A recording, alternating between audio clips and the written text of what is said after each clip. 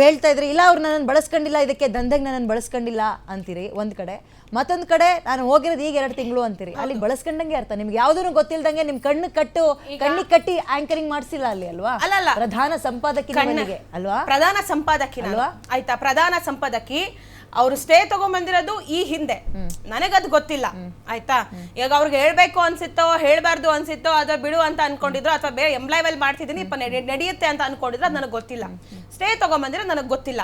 ನಾನು ಆಂಕರಿಂಗ್ ಮಾಡಿದೆ, ಸಾಮ್ರಾಟ್ ಅನ್ನೋದು ಯೂಟ್ಯೂಬ್ ಚಾನಲ್. ಸುಮ್ಮನೆ ನಾವ್ಯಾಕೆ ಬಿಟ್ಟಿ ಪ್ರಚಾರ ಕೊಡೋಣ, ಅದೊಂದು ಯೂಟ್ಯೂಬ್ ಚಾನಲ್ ಇಲ್ಲ, ಅದು ಚಾನಲ್, ನ್ಯೂಸ್ ಚಾನಲ್. ಹೌದು, ಸ್ಯಾಟಲೈಟ್ ಚಾನಲ್ ಯಾವುದು?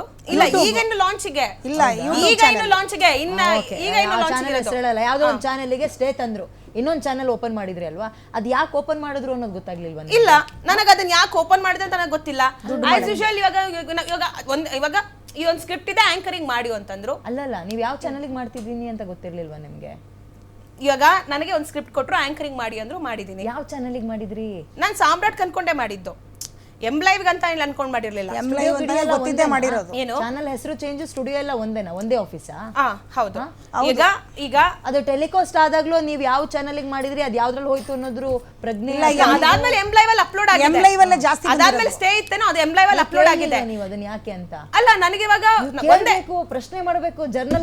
ಜರ್ನಲಿಸ್ಟ್ ಅಂದ್ರೆ ಅದೇ ಅಲ್ವಾ? ಈಗ ಮಾಡ್ಬೇಕಲ್ವಾ? ಇವಾಗ ಒಂದೇ ಸಂಸ್ಥೆ MD ಅವರು ಆಯ್ತಾ, ನನಗೆ ಕೊಟ್ಟರು, ನಾನು ಆಂಕರಿಂಗ್ ಮಾಡಿದೀನಿ. ಅದನ್ನ ನನಗೆ ಸ್ಟೇ ಇತ್ತು ನನಗೆ ಗೊತ್ತಿರ್ಲಿಲ್ಲ. ಕಂಪ್ಲೇಂಟ್ ಆದ್ಮೇಲೆ ನಾನು ಮಾಡಿಲ್ಲ. ಈಗ ಸ್ಟೇ ಇತ್ತು, ಅದು ಅವ್ರು ಅದೇನೋ ನನಗೆ ಗೊತ್ತಿಲ್ಲ. ಕಂಪ್ಲೇಂಟ್ ಆದ್ಮೇಲೆ ನಾನು ಮಾಡಿಲ್ಲ. ನಾನು ಮಾಡಿದ್ರೆ ಓನರ್ ಕೃಷ್ಣಮೂರ್ತಿ A1 ಆರೋಪಿ ಪ್ರಕರಣದಲ್ಲಿ ಅವರು ಮತ್ತೆ ಆನಂದ್ ಗುರುಜಿ ಆಪ್ತರು ಮಾತಾಡಿರೋ ಇನ್ನೊಂದು ಆಡಿಯೋ ಇದೆ, ಕೇಳಿಸ್ಕೊಳ್ಳಿ ಪ್ಲೀಸ್. ಹಾಕ್ರಿ. ಬಿಸ್ನೆಸ್ ಇದು ನಾನು ಚಾನಲ್ ಕಟ್ಟಿದ್ದೀನಿ.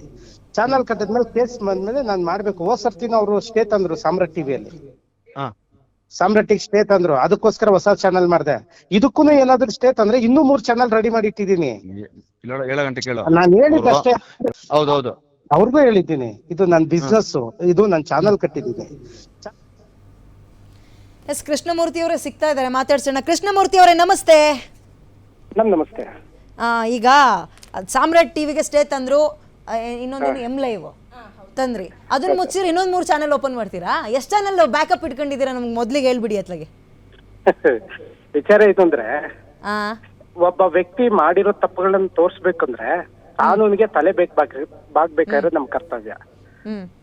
ಈಗ ಎಷ್ಟೋ ಮಾಧ್ಯಮಗಳಿದಾವೆ. ಒಬ್ಬ ಆನಂದ್ ಗುರುಜಿ ಮಾಡಿರೋಂತ ಹಗರಣಗಳನ್ನ ಬಿಡ್ರಪ್ಪ ಅಂತ ಕೇಳಿದ್ರೆ ಒಬ್ರು ಬಿಡಲ್ಲ.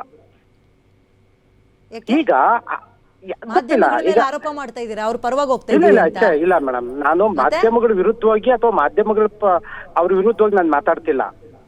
ಈಗ ಆನಂದ್ ಗುರುಜಿದು 3 ಎಕರೆ 30 ಗುಂಟೆ ಜಾಗ ಇದೆ.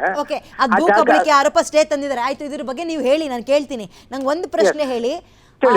ನಿಮ್ಮ ಚಾನೆಲ್ ನ ಸೀನಿಯರ್ ಎಡಿಟರ್ ಅಲ್ವಾ ಅವರು? ಯಾರು? ದಿವ್ಯಾ ವಸಂತ. ಹೌದು. ಆ ಹೆಣ್ಮಗುವಿನ ಗಮನಕ್ಕೆ ತರದೆ ನಿಮ್ಮಲ್ಲಿ ಏನೇನ್ ದಂಧೆ ಆಗಿತ್ತೋ, ನೀವೇನ್ ಹಣ ವಸೂಲಿಗೆ ಹೋಗಿದ್ರೋ, ಎಷ್ಟು ಜನ ಹೋಗಿದ್ರೋ, ಅವ್ಯಾವುದು ಹೇಳ್ದೆ ಆಕೆ ಹತ್ರ ಒಂದು ಆಂಕರಿಂಗ್ ಮಾಡ್ಸಿದ್ರ? ತಪ್ಪಲ್ವಾ ಅದು?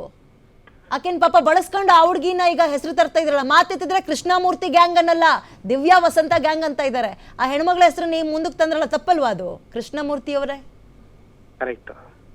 ಹಾಗಾದ್ರೆ ಅಲ್ಲಲ್ಲ, ಈಗ ಆನಂದ್ ಗುರುಜಿನ ಬ್ಲಾಕ್ ಮೇಲ್ ಮಾಡ್ದವ್ರು ಯಾರು? ಬ್ಲಾಕ್ ಮೇಲ್ ಎಲ್ಲಿ ಮಾಡ್ತೀರಿ? ಯಾರ ಹತ್ರ ಬ್ಲಾಕ್ ಮೇಲ್ ಮಾಡ್ತೀರಿ? ಬೇಕಲ್ಲ ಮೇಡಮ್. ಆ ಆಡಿಯೋ ನೀವೊಂದ್ ಕಳಿಸ್ತೀವಿ ಅಂದ್ರೆ ನೀವೇ ಕೇಳಿಸ್ಕೊಂಡಿರ್ತೀರಪ್ಪ, ನಾವೆಲ್ಲ ಹೊಸ ಹೊಸ. ಹೌದೌದು, ಅದು ಆಡಿಯೋ ಏನು ಅಂದ್ರೆ, ಯಲಹಂಕ ತಾಲೂಕಲ್ಲಿ ನನಗೆ ಬೇಕಾಗಿರತ್ತ ಗುಡ್ ಫ್ರೆಂಡ್ ಕುಮಾರ್ ಅಂತ ಆತನ ಹೆಸರು. ಆತ ಆನಂದ್ ಗುರುಜಿ ದೇವಸ್ಥಾನಕ್ಕೆ ಅವ್ರಮ್ಮ ದೇವಸ್ಥಾನಕ್ಕೆ ಹೋಗಿರ್ತಾರೆ. ದೇವಸ್ಥಾನಕ್ಕೆ ಹೋದಾಗ ಕುಮಾರ್ ಎಲ್ಲಮ್ಮ ಅಂತ ಅವ್ರಮ್ಮ ಕೇಳಿ, ಅವ್ರ ಆನಂದ್ ಗುರುಜಿ ಕೇಳಿರ್ತಾರೆ. ಆಗ ಕುಮಾರ್ ಹೇಳ್ತಾನೆ, ACF ಕೃಷ್ಣಮೂರ್ತಿ ಅನ್ನೋ ಒಂದು ವಿಡಿಯೋ ಮಾಡಿದ್ದಾನೆ. ಕಾರ್ಯಕ್ರಮ ಮುಗಿಸ್ಬೇಕು, ಈ ಆಡಿಯೋ ಎಲ್ಲ ಕೊಟ್ಟರೆ ಆದ್ರೆ ಈ ಹೆಣ್ಮಗಳನ್ನ ಮುಂದಕ್ಕೆ ಇಟ್ಕೊಂಡು ನೀವು ನಿಮ್ಮ ಬೇಳೆ ಬೇಯಿಸ್ಕೊಂಡ್ರಿ ಅಂತ ಅನಿಸ್ತಾ ಇಲ್ವಾ? ದಯವಿಟ್ಟು ಈ ಆರೋಪನ ನೀವು ಒಪ್ಕೊಳ್ಳೇಬೇಕು. ಇದು ಆರೋಪ ಅಲ್ಲ, ಫ್ಯಾಕ್ಟ್ ಇದು. ಅಲ್ಲಲ್ಲ, ಈ ಪದ ನಿಮ್ಮ ಬಾಯಲ್ಲಿ ಬರಬಾರ್ದು ಮೇಡಮ್. ಮತ್ತೆ ಯಾಕೆ ಬರಬಾರ್ದು ಅಂದ್ರೆ, ಈ ಹೆಣ್ಮಗನ್ನ ಬಳಸ್ಕೊಂಡ್ರಿ ಅಂತಂದ್ರಲ್ಲ, ಈ ಪದ ನಿಮ್ಮ ಬಾಯಲ್ಲಿ ಬರಬಾರ್ದು. ಬೇಕಾದ್ರೆ ಬೇರೆ ಅದೇನ್ ಬರ್ಬೇಕಿತ್ತು ಹೇಳಿ ಅತ್ಲಾಗೆ. ಒಬ್ಬ ವ್ಯಕ್ತಿ ಒಂದು ಚಾನೆಲ್ಗೆ ಸೀನಿಯರ್ ಎಡಿಟರ್ ತಗೊಳ್ತಾ ಇದೀರಿ ಅಂದಾಗ ಕೆಲವೊಂದು ರೂಲ್ಸ್ ರೆಗ್ಯುಲೇಷನ್ ಅಂಡ್ ಚಾನೆಲ್ ಮೇಲೆ ಏನಿದೆ ಇವೆಲ್ಲವನ್ನ ಹೇಳುವಂತದ್ದು ಚಾನೆಲ್ನ ಸಂಸ್ಥಾಪಕರು ಯಾರಿರ್ತಾರೆ ಅವ್ರಿಗೆ ಸೇರಿದ್ದಲ್ವಾ ಇದು? Yes madam. ದಿವ್ಯ ಬಂದಾದ್ಮೇಲೆ ದಿವ್ಯೆಯಿಂದ ಆನಂದ್ ಗುರೂಜಿಗೆ ಆಗಿರ್ಲಿ ಮತ್ತೊಬ್ಬರಿಗೆ ಆಗಿರ್ಲಿ ಒಬ್ಬರ ಕಡೆಯನ್ನು ಸ್ಟೇ ಬಂದಾದ್ಮೇಲೆ ದಿವ್ಯೆಯಿಂದ ಯಾರೊಬ್ರಿಗೂ ಕಾಲ್ ಹೋಗಿಲ್ಲ, ಯಾರ ಜೊತೆ ಮಾತಾಡಿಲ್ಲ, ಯಾವ ಸ್ಟೋರಿ ಯಾವ ವಿಡಿಯೋನೂ ಮಾಡಿಲ್ಲ. ಸಾಮ್ರಾಟ್ ಸ್ಟೇ ಬಂದಾದ್ಮೇಲೆ ಒಂದು ವಿಡಿಯೋ ಒಂದು ಪೋಸ್ಟ್ ಯಾವುದು ಒಂದು ಸಾಮ್ರಾಟ್ ಟಿವಿಗೆ ಹಾಕೇ ಇಲ್ಲ. ಯಾಕೆ ಹಾಕಿಲ್ಲ ಅಂದ್ರೆ ನಮಗೂ ಗೊತ್ತಿದೆ ಕಾನೂನು ತಲೆ ಬಾಗ್ಬೇಕು, ನಾವು ಸ್ಟೇ ಬಂದೈತೆ ಮಾಡಬಾರ್ದು ಅಂತ ಬಿಟ್ಬಿಟ್ರಿ. ನಾನು ಯಾವಾಗ ದಿವ್ಯ ವಸಂತ್ ಅವ್ರಿಗೆ ಬಿಟ್ಕೊಟ್ನೋ ಅವತ್ತಿಂದ ಸಾಮ್ರಾಟ್ ಟಿವಿಗೂ ನನಗೆ ಯಾವುದೇ ರೀತಿಯಾದಂತ ಸಂಬಂಧ ಇಲ್ಲ. ಬೇರೆ ಮ್ಯಾನೇಜ್ಮೆಂಟ್ ಕೊಟ್ಟೆ. ಬೇರೆ ಮ್ಯಾನೇಜ್ಮೆಂಟ್ ಕೊಟ್ಟಾದ್ಮೇಲೆ ನಾನು ಸಾಮ್ರಾಟ್ ಇಂದ ಹೊರಗಡೆ ಬಂದೆ.